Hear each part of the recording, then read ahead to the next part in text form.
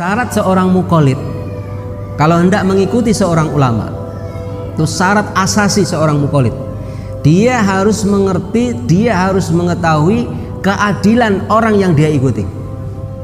Itu syarat seorang muqallid.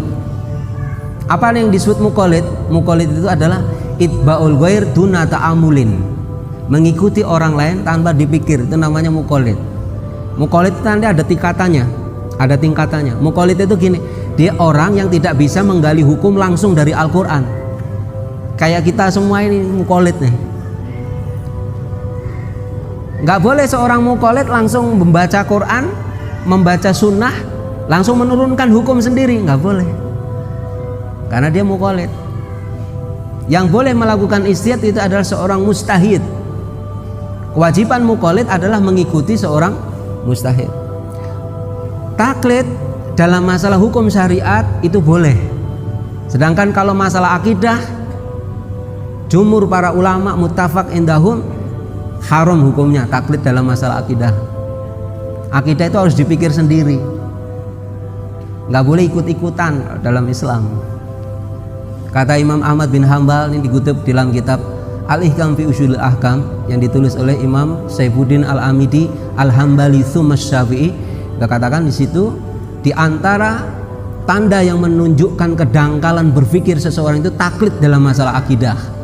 Makanya taklid dalam masalah akidah itu dilarang.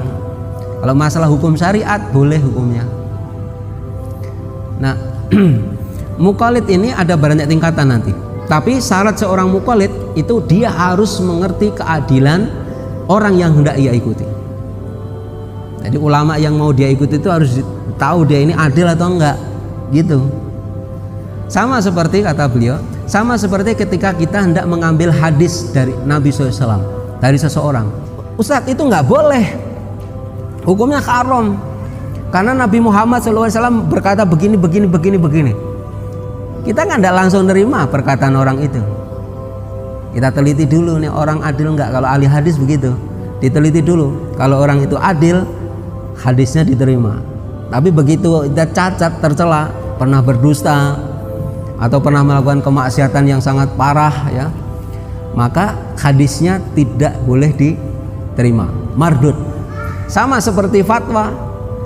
Kalau fatwa itu yang mengeluarkan orang yang tidak adil, maka fatwa itu mardud. Jadi harus mengerti keadilan. Kalau misalnya di satu kota ulamanya banyak, adil semua, milih salah satu tidak masalah. Ustadz, apa harus kita mentarjih? Mentarjih itu menimbang mana pendapat yang paling kuat.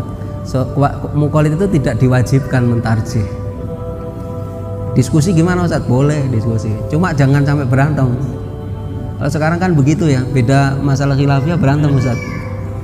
Itu tawasul pada Nabi SAW itu haram, Nabi kan sudah mati. Enggak, kata siapa? Wes berantem malah.